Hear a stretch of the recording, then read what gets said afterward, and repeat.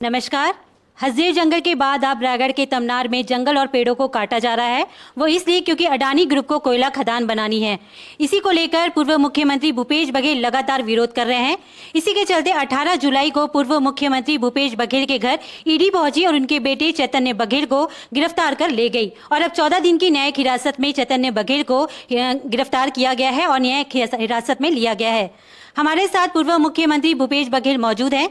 आप इस गिरफ्तारी को कैसे देखते हैं? जी नमस्कार। देखिए, ये गिरफ्तारी है वो राजनीतिक बदले के चलते किया जा रहा है। इसका और कोई दूसरा कारण नहीं है। जिस प्रकरण में ये गिरफ्तारी हुई, ये 4 साल से एक प्रकरण चल रहा है, लिकर स्कैम, और 2022 से चल रहा है और आज 2025 जुलाई हो गया। इतने दिन में ये पूरी तरह जांच नहीं कर पाए। इसकी जांच कौन कौन सी एजेंसी कर रही है? पहले आईटी आई, फिर ईडी आई, फिर ईओडब्ल्यू। तीन एजेंसियां जांच कर रही है और उसके बाद निष्कर्ष में पहुंचे नहीं है। और इनका उद्देश्य निष्कर्ष में पहुंचना भी नहीं है। इनका उद्देश्य केवल बदनाम करना है, पार्टी बदनाम करना है, नेता को बदनाम करना है और लोगों को प्रताड़ित करना है। जेल में डाल दो, बेल नहीं होने देना, ये सब खेल ये लोग कर रहे हैं। यदि ईडी में किसी की बेल मिल गया तो ईओडब्ल्यू में गिरफ्तार कर लेंगे।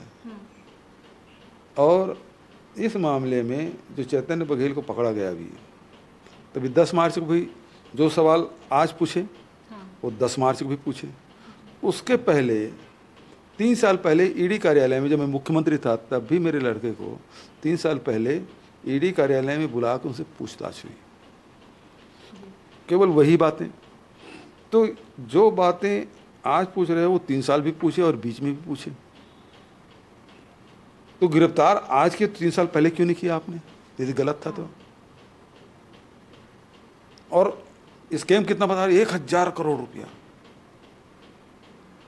और अंदर में खबर क्या आती है? 16 करोड़ का। वो 16 करोड़ जिससे वो किसी से लोन लिया है, किसी को फ्लैट बेचा है और वो पक्के में है। तो वो कहानी भी झूठी है। झूठी कहानी के आधार पर गिरफ्तार, उसको क्यों गिरफ्तार करना था? नहीं तो होता ये है, कोई भी एजेंसी सबसे पहले नोटिस देती है। नोटिस दे के बुलाते हैं, पूछताछ करते हैं और उसके बाद जब लगता है कि ये गलत है तब उसकी गिरफ्तारी होती है। अभी जो हम लोगों को रीजन ऑफ बिलीव, जो हम लोगों को कॉपी दी गई, घर में जो कॉपी छोड़ा है, मैं पढ़ रहा था बाद में। रीजन टू बिलीव में लिखा है कि भूपेश बघेल चूंकि प्रभावशाली व्यक्ति है, वो लोगों को प्रभावित कर सकते हैं, इसलिए गिरफ्तारी जरूरी है।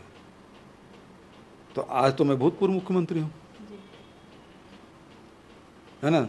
और जब मैं मुख्यमंत्री था तब भी प्रभावी था मैं, तब मेरे लड़के गिरफ्तार नहीं किए, आज गिरफ्तार कर रहे हैं। दूसरा, और दूसरी एजेंसी सीबीआई, एक सीडी कांड हुआ है, लोग जानते हैं सीडी कांड। तो जैसे मैं मुख्यमंत्री बना तो यहाँ से कोर्ट में, सीबीआई कोर्ट में केस चल रहा था, शुरू होना था। तो ईडी ने, सीबीआई ने, वो भी भारत सरकार की एजेंसी है, सुप्रीम कोर्ट में अपील की। क्योंकि भूपेश बघेल मुख्यमंत्री बन गए हैं और इसलिए गवाहों को प्रभावित कर सकते हैं, इसलिए इसको दूसरे राज्यों में स्थानांतरित किया जाए। ये केस 5 साल तक चला, वो ट्रांसफ़र हुआ नहीं, सुप्रीम कोर्ट से कोई फैसला हो नहीं पाया। तो जब हमारी सरकार चली गई तो तत्काल सीबीआई ने सुप्रीम कोर्ट में हलफनामा दिया, क्योंकि अब भूपेश बघेल मुख्यमंत्री नहीं है, इसलिए इसको छत्तीसगढ़ रायपुर की कोर्ट में, सीबीआई कोर्ट में चलने देना चाहिए। मैं ये लंबा इसलिए बताया कि सेंट्रल गवर्नमेंट के एक एजेंसी कहती है कि भूपेश बघेल मुख्यमंत्री नहीं है तो प्रभावशील नहीं रहा, इसलिए रायपुर कोर्ट में, सीबीआई कोर्ट में चलने दिया जाए। दूसरा, ईडी वो भी सेंट्रल गवर्नमेंट की एजेंसी है, वो जो अभी 18 तारीख को जब गिरफ्तार किए तो बोले भूपेश बघेल प्रभावशाली है। तो 2 एजेंसी है, 2 अलग अलग बातें कर रही है। तो सच कौन सा है, झूठ कौन सा है? और इतना प्रभावशाली हूँ तो फिर विष्णु देसाई की इस्तीफा दे देना चाहिए, उससे ज़्यादा प्रभावशाली हैं तो फिर। तो ये स्थिति है, केवल ये राजनीतिक द्वेषवश की गई कार्रवाई है। जैसे पिछले 1 साल में सुप्रीम कोर्ट द्वारा ईडी को 6 मामलों में फटकार लगाई गई है। हाल ही में मैसूर के एक मामले में सुप्रीम कोर्ट को चीफ जस्टिस ने ईडी को फटकार लगाते हुए कहा कि राजनीतिक लड़ाइयों के लिए ईडी को माध्यम बनाया जा रहा है। कहीं ना कहीं ईडी भी सवालों के घेरे में है। आप क्या कहेंगे? ईडी तो पूरी तरह से एक हथियार की तरह भारतीय जनता पार्टी के एक अनुषांगिक संगठन की तरह काम कर रही है और अभी तक के नेताओं के खिलाफ 193 प्रकरण दर्ज किए, उसमें से केवल 2 प्रकरण को सिद्ध कर पाए कि ये गलत है। बचत 191 केस जो है में कुछ प्रमाणित नहीं कर पाए, मतलब 1% भी इसका स्ट्राइक रेट है 1%। ये स्थिति ईडी की है और पूरे देश में देख लो, एक भी भारतीय जनता पार्टी के नेता के खिलाफ कोई कार्रवाई नहीं करता है। अभी नकली होलोग्राम पकड़ा जा रहा है, नकली शराबी पकड़ी जा रही है, दुकानों में पकड़ी जा रही है। आज ही किसी पेपर में पढ़ा कि 250 पेटी फलाने दुकान में यहाँ के वेयर हाउस के शराब नहीं, बाहर के शराब पकड़े गए। ईडी अब क्यों नहीं कार्रवाई कर रही है? यहाँ सारी चीज़ें देख लो, कोयला में देख लो लूट मची हुई है, रेत खदान में देखो लूट मची हुई है ना, कोरंडम अवैध उत्खनन हो रहा है। तो इसमें कौन लोग हैं जो खुलेआम कर रहे हैं और कोई कार्रवाई नहीं कर रहे हैं? राइस मिलर रो रहे हैं। एक तो मिलिंग चार्ज कम हो गया और रेट हम पे आरोप था कि 20 रुपये ले गए हमारी सरकार में, और अब 30 रुपये ले रहे हैं, खुलेआम ले रहे हैं। नान में जाए तो उसका रेट और है, 100 रुपया का है। यदि एफसीआई की जगह नान में आपको जमा करना है तो 100 रुपये क्विंटल दो। सुनने में ये आ रहा है। तो भ्रष्टाचार तो कई गुना बढ़ा है, आरोप केवल हम पर लगे। इसके पास कोई योजना नहीं, हमारे पास तो योजना पे योजना है। अभी जो खाद बिक रहा है, ये कहते हैं विदेश से खाद नहीं आ रहा है। सोसाइटियों के लिए तो आपने कह दिया कि खाद नहीं है, लेकिन प्राइवेट दुकानदार कहाँ से ला रहे हैं खाद? ये तो विदेश से आता है ना।